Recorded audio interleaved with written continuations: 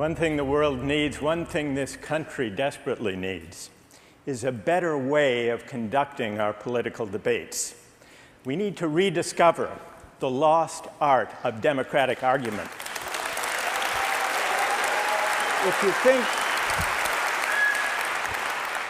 If you think about the arguments we have, most of the time it's shouting matches on cable television, ideological food fights on the floor of Congress. I have a suggestion. Look at all of the arguments we have these days over health care, over bonuses and bailouts on Wall Street, over the gap between rich and poor, over affirmative action and same-sex marriage. Lying just beneath the surface of those arguments, with passions raging on all sides, are big questions of moral philosophy, big questions of justice. But we too rarely articulate and defend and argue about those big moral questions in our politics. So what I would like to do today is have something of a discussion. First, let me take a famous philosopher who wrote about those questions of justice and morality, give you a very short lecture on Aristotle of ancient Athens, Aristotle's theory of justice, and then have a discussion here to see whether Aristotle's ideas actually inform the way we think and argue about questions today. So you ready for the lecture? According to Aristotle, justice means giving people what they deserve. That's it. That's the lecture. Now, you may say, well, that's obvious enough. The real questions begin when it comes to arguing about who deserves what and why. Take the example of flutes. Suppose we're distributing flutes. Who should get the best ones? Well, let's see what people, what would you say? Who should get the best flute? You can just call it out. At random, you would do it by lottery, or by the first person to rush into the hall to get them. Who else? The best flute players. The worst flute players. How many say the best flute players? Why? Why should the best flute, actually that was Aristotle's answer too. But here's a harder question. Why do you think, those of you who voted this way, that the best flutes should go to the best flute players? The greatest benefit to all. We'll hear better music if the best flutes should go to the best flute players. That's Peter? Peter. All right. Well, it's a good reason. We'll all be better off if good music is played rather than terrible music. But Peter, Aristotle doesn't agree with you that that's the reason. That's all right. Aristotle had a different reason for saying the best flutes should go to the best flute players. He said, that's what flutes are for, to be played well. He says that to reason about just distribution of a thing, we have to reason about and sometimes argue about the purpose of the thing, or of the social activity, in this case, musical performance. And the point, the essential nature of musical performance is to produce excellent music. It'll be a happy byproduct that will all benefit.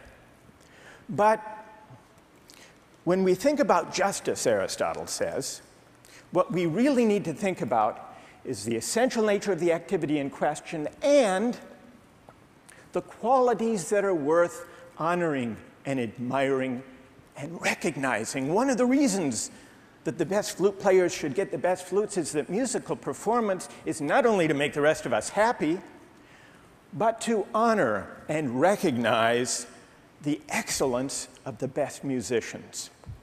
Now, the distribution of flutes may seem a trivial case. Let's take a contemporary example of a dispute about justice. It had to do with golf. Casey Martin, a few years ago, Casey Martin. Did any of you hear about him? He was a very good golfer, but he had a disability. He had a bad leg, a circulatory problem, that made it very painful for him to walk the course. In fact, it carried risk of injury. He asked the PGA, the Professional Golfers Association, for permission to use a golf cart in the PGA tournaments. They said no. No, that would give you an unfair advantage. He sued, and his case went all the way to the Supreme Court, believe it or not, the case over the golf cart. Because the law says the disabled must be accommodated, provided the accommodation does not change the essential nature of the activity. He says, I'm a great golfer, I want to compete, but I need a golf cart to get from one hole to the next. Suppose you were on the Supreme Court, suppose you were deciding the justice of this case. How many here would say that Casey Martin does have a right to use a golf cart, and how many say no, he doesn't? All right, let's take a poll, show of hands. How many would rule in favor of Casey Martin? And how many would not? How many would say he doesn't have? All right, we have a good division of opinion here. Someone who would not grant Casey Martin the right to a golf cart, what would be your reason? Raise your hand and we'll try to get you a microphone. What would be your reason? Be an unfair advantage if he gets to ride in a golf cart. All right, those of you, I imagine most of you who would not give him the golf cart worry about an unfair advantage. What about those of you who say he should be given a golf cart? How would you answer the objection? Yes, all right. What's your name? Charlie. Charlie says, we'll get Charlie a microphone in case someone wants to reply. All right, tell us, Charlie, why would you say he should be able to use a golf cart? The cart's not part of the game. But what about walking from hole to hole? It doesn't matter, it's not part of the game. Walking the course is not part of the game of golf? Not in my opinion. All right, stay there, Charlie. Who has an answer? Who has an answer for Charlie? By the way, all right, who has an answer for Charlie? What would you say? The endurance element is a very important part of the game. Walking all those holes. Walking all those holes. That's part of the game of golf. Absolutely. What's your name? Warren. Warren. Charlie, what do you say to Warren? I'll stick to my original thesis. Well, Warren, are you a golfer? I'm not a golfer.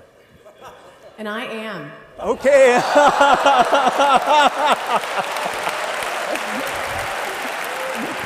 You know, it's interesting. In the case, in the lower court, they brought in golfing greats to testify on this very issue. Is walking the course essential to the game? And they brought in Jack Nicklaus and Arnold Palmer. And what do you suppose they all said? Yes, they agreed with Warren. They said, yes, walking the course is strenuous physical exercise. The fatigue factor is an important part of golf. And so it would change the fundamental nature of the game to give him the golf cart.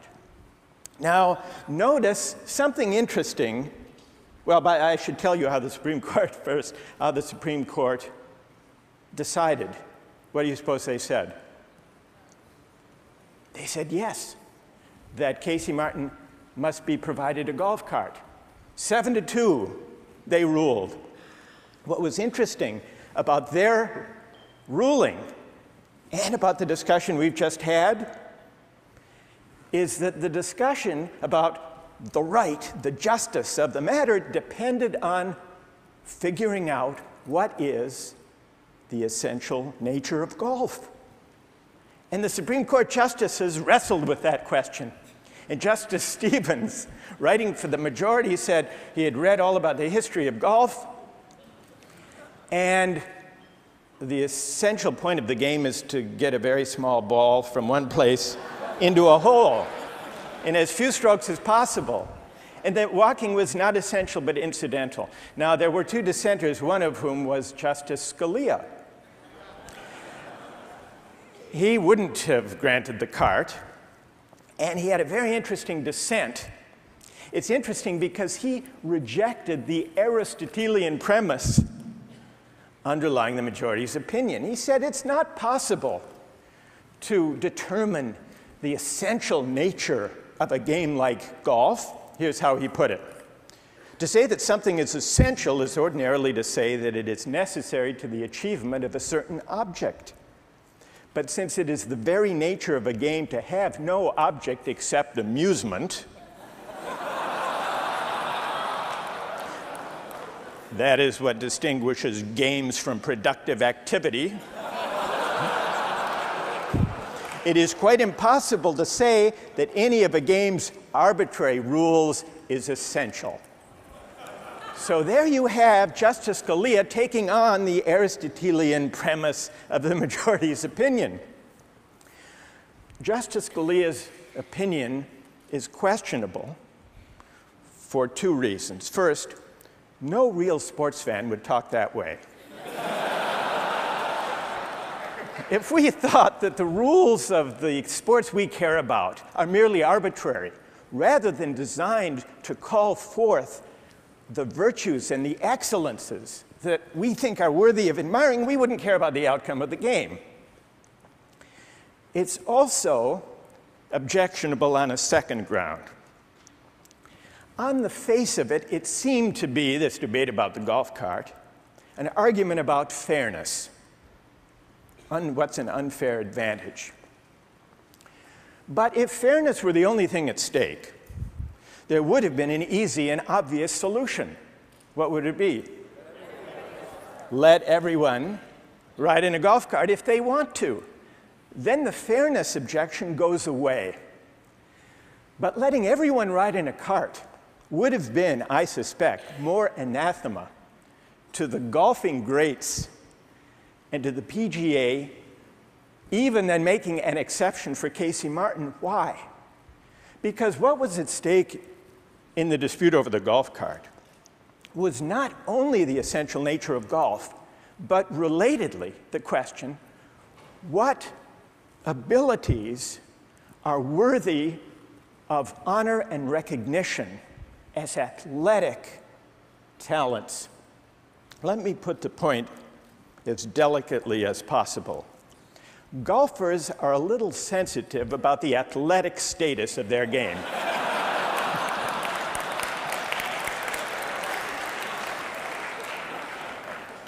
After all, there's no running or jumping, and the ball stands still. So if golfing is the kind of game that can be played while riding around in the golf cart, it would be hard to confer on the golfing greats the status that we confer, the honor and recognition that goes to truly great athletes. That illustrates that with golf, as with flutes, it's hard to decide the question of what justice requires without grappling with the question, what is the essential nature of the activity in question, and what qualities, what excellences connected with that activity are worthy of honor and recognition. Let's take a final example that's prominent in contemporary political debate, same-sex marriage. There are those who favor state recognition only of traditional marriage between one man and one woman, and there are those who favor state recognition of same-sex marriage. How many here favor the first policy? The state should recognize traditional marriage only.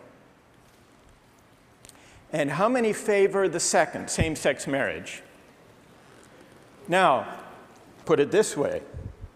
What ways of thinking about justice and morality underlie the arguments we have over marriage. The opponents of same-sex marriage say that the purpose of marriage fundamentally is procreation, and that's what's worthy of honoring and recognizing and encouraging. And the defenders of same-sex marriage say, no, procreation is not the only purpose of marriage. What about a lifelong, mutual, loving commitment? That's really what marriage is about. So, with flutes, with golf carts, and even with a fiercely contested question, like same-sex marriage, Aristotle has a point. Very hard to argue about justice without first arguing about the purpose of social institutions and about what qualities are worthy of honor and recognition. So let's step back from these cases and see how they shed light on the way we might improve, elevate the terms of political discourse in the United States, and for that matter, around the world. There is a tendency to think that if we engage too directly with moral questions in politics, that's a recipe for disagreement, and for that matter, a recipe for intolerance and coercion. So better to shy away from, to ignore the moral and the religious convictions that people bring to civic life. It seems to me that our discussion reflects the opposite, that a better way to mutual respect is to engage directly with the moral convictions citizens bring to public life, rather than to require that people leave their deepest moral convictions outside politics before they enter. That, it seems to me, is a way to begin to restore the art of democratic argument. Thank you very much. Thank you. Thank you. Thank you very much. Thanks. Thank you. Chris. Thanks, Chris. So, from flutes to golf courses to same-sex marriage, that was genius link. Now look, you're a pioneer of open education. Your lecture series was one of the first to do it big. What's your vision for the next phase of this? Well, I think that it is possible. In the classroom, we have arguments on some of the most fiercely held moral convictions that students have about big public questions. And I think we can do that in public life more generally. And so my real dream would be to take the public television series that we've created of the course. It's available now online, free for everyone anywhere in the world, and to see whether we can partner with institutions at universities in China, in India, in Africa, around the world, to try to promote civic education and also a richer kind of democratic debate. So you picture at some point live in real time you could have this kind of conversation inviting questions but with people from China and India joining in. Right. We did a little bit of it here with 1,500 people in Long Beach. And we do it in the classroom at Harvard with about 1,000 students. Wouldn't it be interesting to take this way of thinking and arguing, engaging seriously with big moral questions, exploring cultural differences, and connect through a live video hookup students in Beijing and in Mumbai and in Cambridge, Massachusetts, and create a global classroom. That's what I would love to do. So I would imagine that there are a lot of people who'd love to join you on that endeavor. Michael Sandel, thank you so much. Thanks so much. Thanks.